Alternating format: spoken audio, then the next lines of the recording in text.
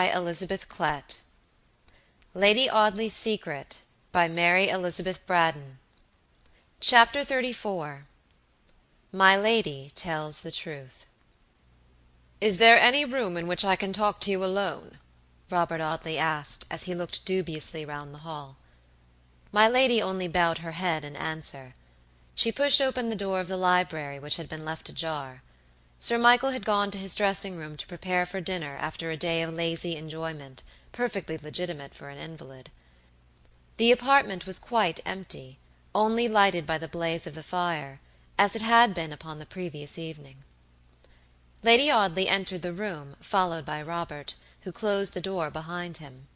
The wretched, shivering woman went to the fireplace, and knelt down before the blaze, as if any natural warmth could have power to check that unnatural chill. The young man followed her, and stood beside her upon the hearth, with his arm resting upon the chimney-piece. "Lady Audley," he said, in a voice whose icy sternness held out no hope of any tenderness or compassion, "I spoke to you last night very plainly, but you refused to listen to me. Tonight I must speak to you still more plainly, and you must no longer refuse to listen to me." My lady, crouching before the fire with her face hidden in her hands, uttered a low, sobbing sound which was almost a moan, but made no other answer. "There was a fire last night at Mount Stanning, Lady Audley," the pitiless voice proceeded. "The Castle Inn, the house in which I slept, was burned to the ground. Do you know how I escaped perishing in that destruction?" "No." "I escaped by a most providential circumstance, which seems a very simple one. I did not sleep in the room which had been prepared for me. The place seemed wretchedly damp and chilly, the chimney smoked abominably, when an attempt was made at lighting a fire, and I persuaded the servant to make me up a bed on the sofa in the small ground-floor sitting-room which I had occupied during the evening." He paused for a moment, watching the crouching figure. The only change in my lady's attitude was that her head had fallen a little lower. "Shall I tell you by whose agency the destruction of the Castle Inn was brought about, my lady?" There was no answer. "Shall I tell you?" Still the same obstinate silence. "My Lady Audley," cried Robert suddenly, "you are the incendiary. It was you whose murderous hand kindled those flames. It was you who thought by that thrice horrible deed to rid yourself of me, your enemy and denouncer. What was it to you that other lives might be sacrificed? If by a second massacre of St. Bartholomew you could have ridded yourself of me, you would have sacrificed an army of victims. The day is past for tenderness and mercy. For you I can no longer know pity or compunction. So far as by sparing your shame I can spare others who must suffer by your shame, I will be merciful, but no farther. If there were any secret tribunal before which you might be made to answer for your crimes, I would have little scruple in being your accuser, but I would spare that generous and high-born gentleman upon whose noble name your infamy would be reflected." His voice softened as he made this allusion, and for a moment he broke down, but he recovered himself by an effort and continued. "No life was lost in the fire of last night.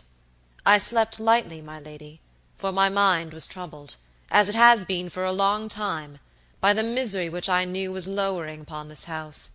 It was I who discovered the breaking out of the fire in time to give the alarm and to save the servant girl and the poor drunken wretch who was very much burnt in spite of efforts, and who now lies in a precarious state at his mother's cottage. It was from him and from his wife that I learned who had visited the Castle Inn in the dead of night. The woman was almost distracted when she saw me, and from her I discovered the particulars of last night. Heaven knows what other secrets of yours she may hold, my lady, or how easily they might be extorted from her if I wanted her aid, which I do not. My path lies very straight before me. I have sworn to bring the murderer of George Talboys to justice, and I will keep my oath. I say that it was by your agency my friend met with his death. If I have wondered sometimes, as it was only natural I should, whether I was not the victim of some horrible hallucination, whether such an alternative was not more probable than that a young and lovely woman should be capable of so foul and treacherous a murder, all wonder is past.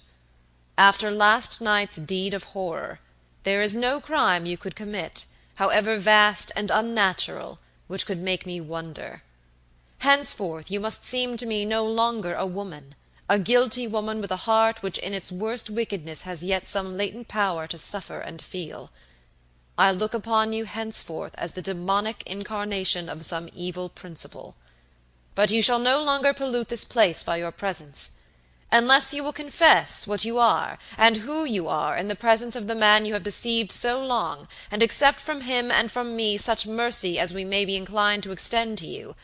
I will gather together the witnesses who shall swear to your identity, and at peril of any shame to myself and those I love, I will bring upon you the just and awful punishment of your crime."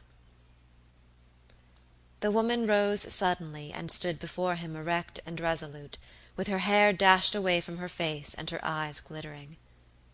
"Bring Sir Michael," she cried. "Bring him here, and I will confess anything, everything. What do I care?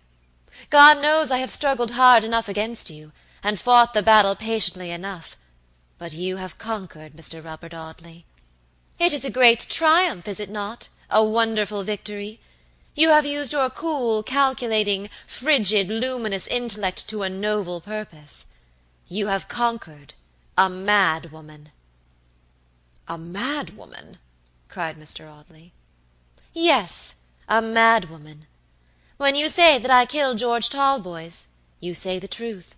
When you say that I murdered him treacherously and foully, you lie.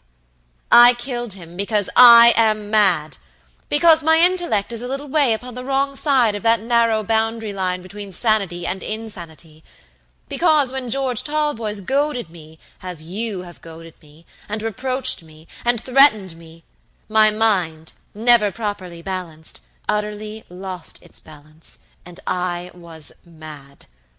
Bring Sir Michael, and bring him quickly. If he is to be told one thing, let him be told everything.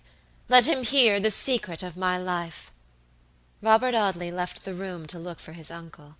He went in search of that honored kinsman with God knows how heavy a weight of anguish at his heart, for he knew he was about to shatter the daydream of his uncle's life, and he knew that our dreams are none the less terrible to lose because they have never been the realities for which we have mistaken them. But even in the midst of his sorrow for Sir Michael, he could not help wondering at my lady's last words, "the secret of my life." He remembered those lines in the letter written by Helen Talboys upon the eve of her flight from Wildernsea, which had so puzzled him. He remembered those appealing sentences, "You should forgive me, for you know why I have been so. You know the secret of my life." He met Sir Michael in the hall. He made no attempt to prepare the way for the terrible revelation which the baronet was to hear. He only drew him into the fire-lit library, and there for the first time addressed him quietly thus: "Lady Audley has a confession to make to you, sir. A confession which I know will be a most cruel surprise, a most bitter grief. But it is necessary for your present honor and for your future peace that you should hear it. She has deceived you, I regret to say, most basely. But it is only right that you should hear from her own lips any excuses which she may have to offer for her wickedness.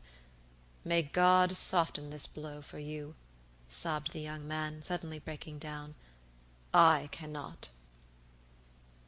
Sir Michael lifted his hand as if he would command his nephew to be silent, but that imperious hand dropped feeble and impotent at his side. He stood in the center of the fire-lit room rigid and immobile. "Lucy," he cried, in a voice whose anguish struck like a blow upon the jarred nerves of those who heard it, as the cry of a wounded animal pains the listener. "Lucy, tell me that this man is a madman. Tell me so, my love, or I shall kill him." There was a sudden fury in his voice as he turned upon Robert, as if he could have indeed felled his wife's accuser to the earth with the strength of his uplifted arm. But my lady fell upon her knees at his feet, interposing herself between the baronet and his nephew, who stood leaning on the back of an easy-chair, with his face hidden by his hand. "He has told you the truth," said my lady. And he is not mad. I have sent him for you that I may confess everything to you. I should be sorry for you if I could, for you have been very, very good to me, much better to me than I ever deserved. But I can't. I can't. I can feel nothing but my own misery. I told you long ago that I was selfish. I am selfish still, more selfish than ever in my misery. Happy, prosperous people may feel for others. I laugh at other people's sufferings. They seem so small compared to my own." When first my lady had fallen on her knees, Sir Michael had attempted to raise her, and had remonstrated with her, but as she spoke he dropped into a chair close to the spot upon which she knelt, and with his hands clasped together, and with his head bent to catch every syllable of those horrible words, he listened as if his whole being had been resolved into that one sense of hearing. "I must tell you the story of my life, in order to tell you why I have become the miserable wretch who has no better hope than to be allowed to run away and hide in some desolate corner of the earth. I must tell you the story of my life," repeated my lady, "but you need not fear that I shall dwell long upon it. It has not been so pleasant to me that I should wish to remember it. When I was a very little child, I remember asking a question which it was natural enough that I should ask, God help me. I asked where my mother was. I had a faint remembrance of a face, like what my own is now, looking at me when I was very little better than a baby, but I had missed the face suddenly, and had never seen it since. They told me that mother was away. I was not happy, for the woman who had charge of me was a disagreeable woman, and the place in which we lived was a lonely place, a village upon the Hampshire coast, about 7 miles from Portsmouth. My father, who was in the navy, only came now and then to see me, and I was left almost entirely to the charge of this woman, who was irregularly paid, and who vented her rage upon me when my father was behindhand in remitting her money. So you see that at a very early age I found out what it was to be poor. Perhaps it was more from being discontented with my dreary life than from any wonderful impulse of affection, that I asked very often the same question about my mother. I always received the same answer. She was away. When I asked where, I was told that that was a secret. When I grew old enough to understand the meaning of the word death, I asked if my mother was dead, and I was told, no, she was not dead. She was ill, and she was away. I asked how long she had been ill, and I was told that she had been so some years, ever since I was a baby. At last the secret came out. I worried my foster mother with the old question one day when the remittances had fallen very much in arrear, and her temper had been unusually tried. She flew into a passion, and told me that my mother was a madwoman, and that she was in a madhouse 40 miles away. She had scarcely said this when she repented, and told me that it was not the truth, and that I was not to believe it, or to say that she had told me such a thing. I discovered afterward that my father had made her promise most solemnly never to tell me the secret of my mother's fate. I brooded horribly upon the thought of my mother's madness. It haunted me by day and night. I was always picturing to myself this madwoman pacing up and down some prison cell, in a hideous garment that bound her tortured limbs. I had exaggerated ideas of the horror of her situation. I had no knowledge of the different degrees of madness, and the image that haunted me was that of a distraught and violent creature, who would fall upon me and kill me if I came within her reach. This idea grew upon me, until I used to awake in the dead of night, screaming aloud in an agony of terror, from a dream in which I had felt my mother's icy grasp upon my throat, and heard her ravings in my ear. When I was 10 years old, my father came to pay up the arrears due to my protectress, and to take me to school. He had left me in Hampshire longer than he had intended, from his inability to pay this money. So there again I felt the bitterness of poverty, and ran the risk of growing up an ignorant creature among coarse, rustic children, because my father was poor. My lady paused for a moment, but only to take breath, for she had spoken rapidly, as if eager to tell this hated story, and to have done with it. She was still on her knees, but Sir Michael made no effort to raise her. He sat silent and immovable. What was this story that he was listening to? Whose was it, and to what was it to lead? It could not be his wife's. He had heard her simple account of her youth, and had believed it as he believed in the gospel. She had told him a very brief story of an early orphanage, and a long, quiet, colorless youth spent in the conventional seclusion of an English boarding school. My father came at last, and I told him what I had discovered. He was very much affected when I spoke of my mother. He was not what the world generally calls a good man, but I learned afterward that he had loved his wife very dearly, and that he would have willingly sacrificed his life to her, and constituted himself her guardian, had he not been compelled to earn the daily bread of the madwoman and her child by the exercise of his profession. So here again I beheld what a bitter thing it is to be poor. My mother, who might have been tended by a devoted husband, was given over to the care of hired nurses. Before my father sent me to school at Torquay, he took me to see my mother. This visit served at least to dispel the idea which had so often terrified me. I saw no raving, strait-waistcoated maniac, guarded by zealous jailers, but a golden-haired, blue-eyed, girlish creature, who seemed as frivolous as a butterfly, and who skipped toward us with her yellow curls decorated with natural flowers, and saluted us with radiant smiles and gay, ceaseless chatter. But she didn't know us. She would have spoken in the same manner to any stranger who had entered the gates of the garden about her prison house. Her madness was an hereditary disease transmitted to her from her mother, who had died mad. She, my mother, had been, or had appeared sane up to the hour of my birth, but from that hour her intellect had decayed, and she had become what I saw her. I went away with the knowledge of this, and with the knowledge that the only inheritance I had to expect from my mother was insanity. I went away with this knowledge in my mind, and with something more, a secret to keep. I was a child of 10 years only, but I felt all the weight of that burden. I was to keep the secret of my mother's madness, for it was a secret that might affect me injuriously in after life. I was to remember this. I did remember this, and it was perhaps this that made me selfish and heartless, for I suppose I am heartless. As I grew older I was told that I was pretty, beautiful, lovely, bewitching.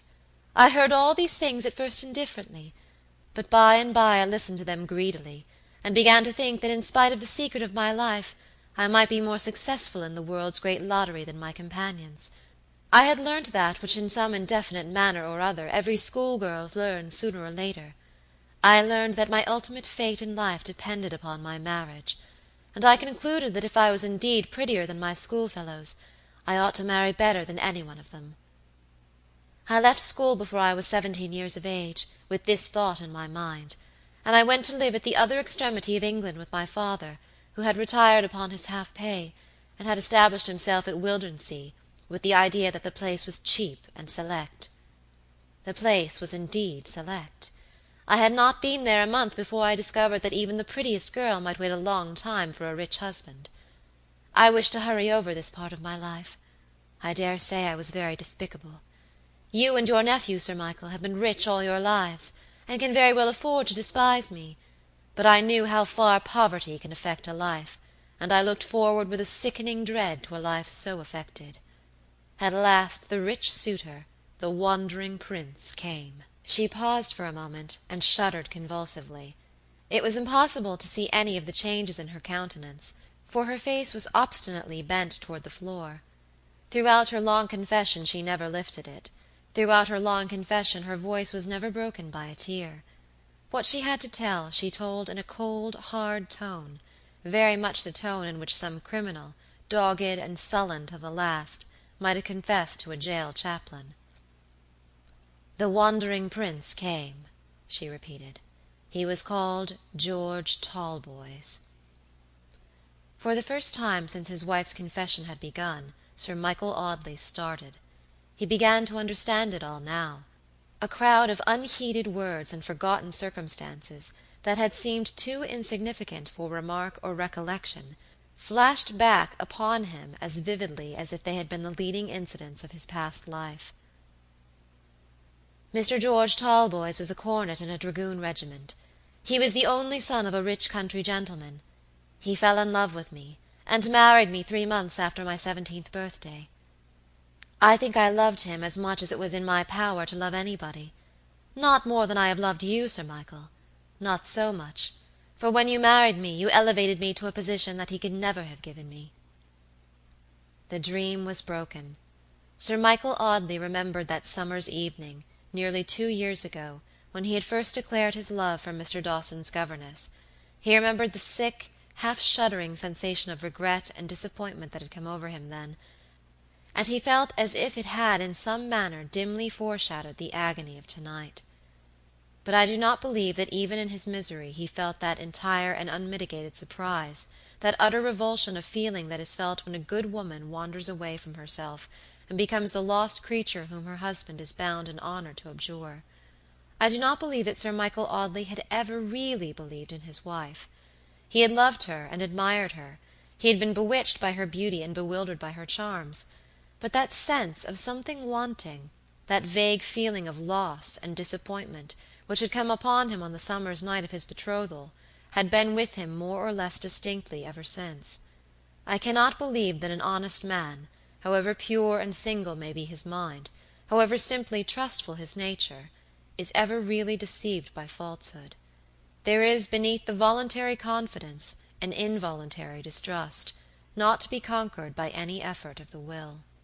"We were married," my lady continued, "and I loved him very well, quite well enough to be happy with him as long as his money lasted, and while we were on the Continent, traveling in the best style, and always staying at the best hotels.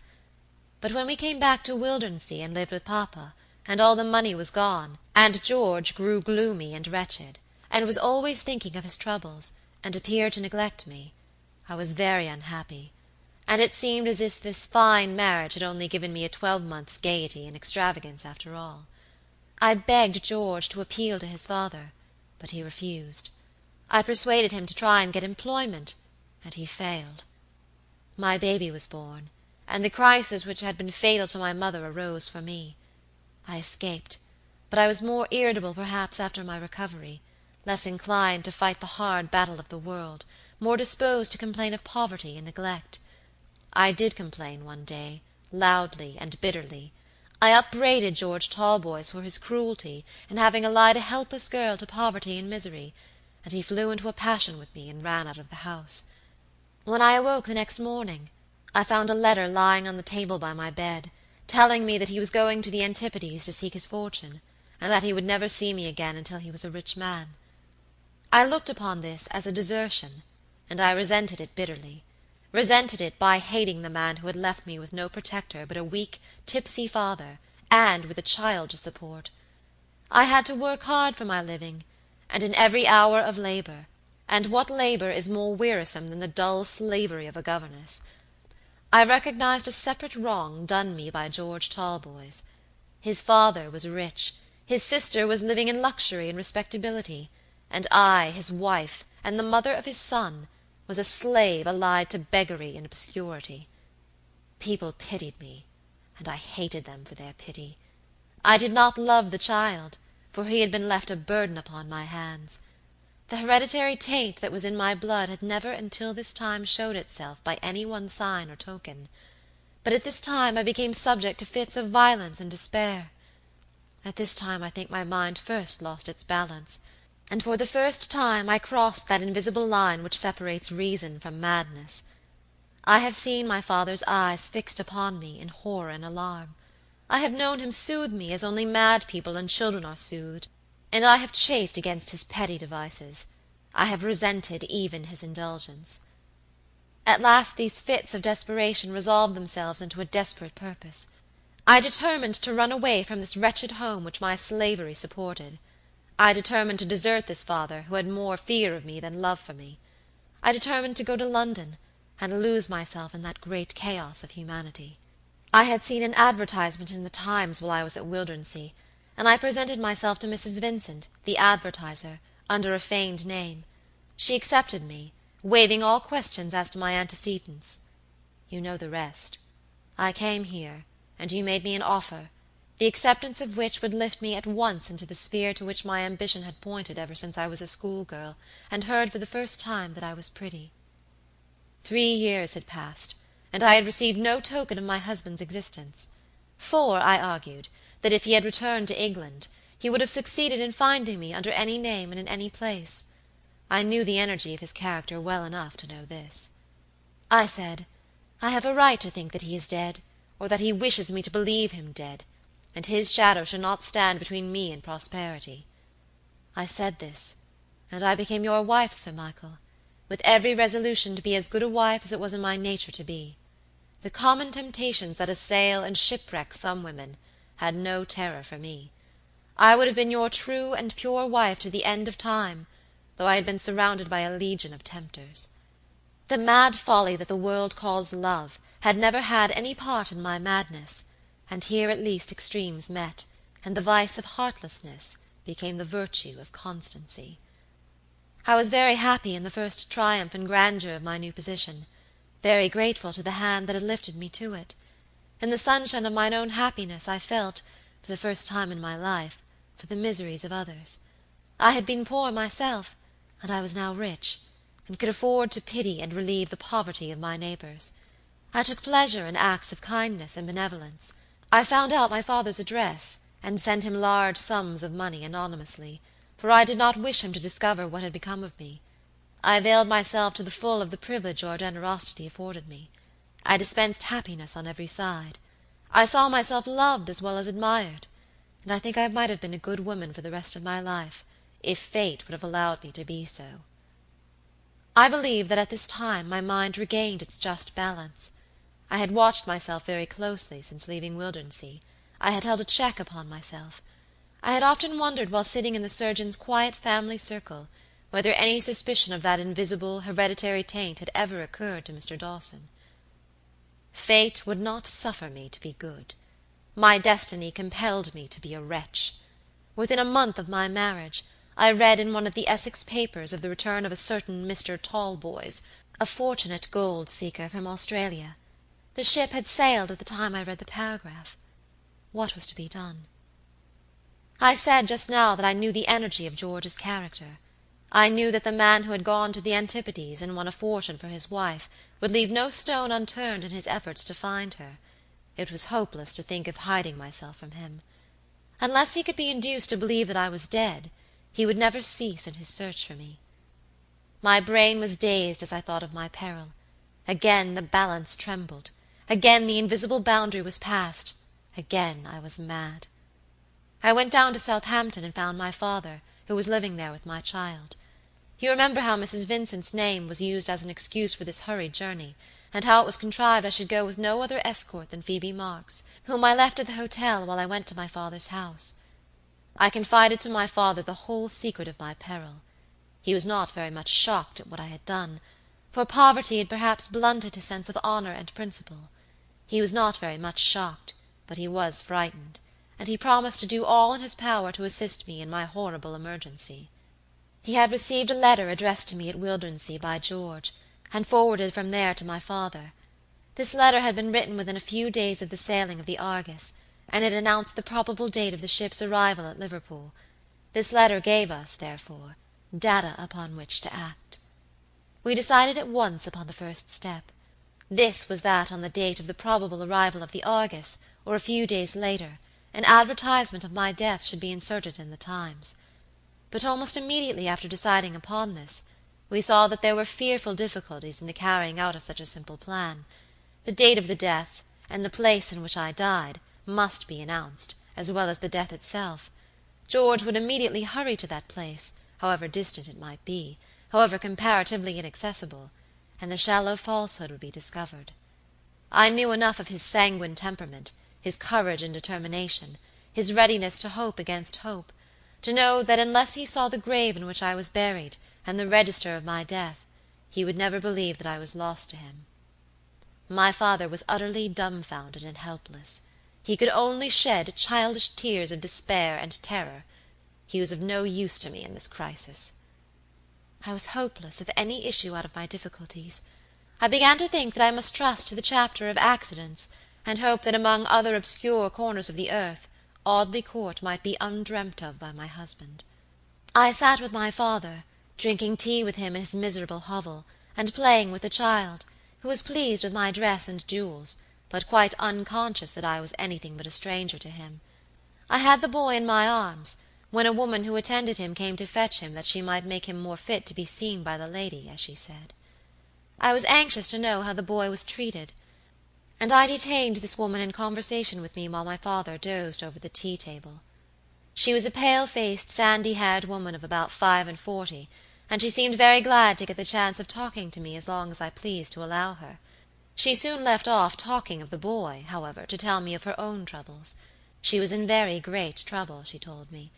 Her eldest daughter had been obliged to leave her situation from ill health. In fact, the doctor said the girl was in a decline, and it was a hard thing for a poor widow who had seen better days to have a sick daughter to support, as well as a family of young children.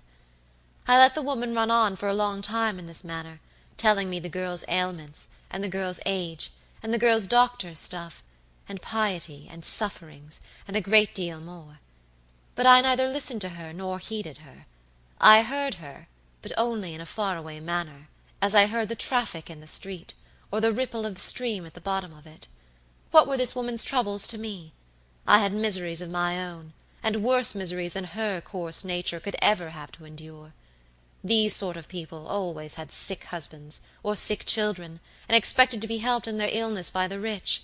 It was nothing out of the common. I was thinking this, and I was just going to dismiss the woman with a sovereign for her sick daughter, when an idea flashed upon me with such painful suddenness that it sent the blood surging up to my brain and set my heart beating, as it only beats when I am mad. I asked the woman her name. She was a Mrs. Plowson, and she kept a small general shop, she said, and only ran in now and then to look after Georgie, and to see that the little maid-of-all-work took care of him. Her daughter's name was Matilda. I asked her several questions about this girl Matilda, and I ascertained that she was 24, that she had always been a consumptive, and that she was now, as the doctor said, going off in a rapid decline. He had declared that she could not last much more than a fortnight.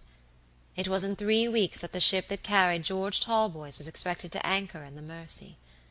I need not dwell upon this business. I visited the sick girl. She was fair and slender. Her description, carelessly given, might tally nearly enough with my own, though she bore no shadow of resemblance to me, except in these 2 particulars. I was received by the girl as a rich lady who wished to do her a service. I bought the mother, who was poor and greedy, and who for a gift of money, more money than she had ever before received, consented to submit to anything I wished. Upon the 2nd day after my introduction to this Mrs. Plowson, my father went over to Ventnor, and hired lodgings for his invalid daughter and her little boy. Early the next morning he carried over the dying girl and Georgie, who had been bribed to call her Mamma. She entered the house as Mrs. Talboys. She was attended by a Ventnor medical man as Mrs. Talboys. She died, and her death and burial were registered in that name. The advertisement was inserted in the Times, and upon the 2nd day after its insertion, George Talboys visited Ventnor, and ordered the tombstone which at this hour records the death of his wife, Helen Talboys. Sir Michael Audley rose slowly, and with a stiff, constrained action, as if every physical sense had been benumbed by that one sense of misery. "I cannot hear any more," he said in a hoarse whisper. "If there is anything more to be told, I cannot hear it. Robert, it is you who have brought about this discovery, as I understand. I want to know nothing more. Will you take upon yourself the duty of providing for the safety and comfort of this lady whom I have thought my wife? I need not ask you to remember in all that you do that I have loved her very dearly and truly. I cannot say farewell to her. I will not say it until I can think of her without bitterness, until I can pity her, as I now pray that God may pity her this night." Sir Michael walked slowly from the room. He did not trust himself to look at that crouching figure. He did not wish to see the creature whom he had cherished. He went straight to his dressing-room, rung for his valet, and ordered him to pack a portmanteau, and make all necessary arrangements for accompanying his master by the last up train. Chapter 34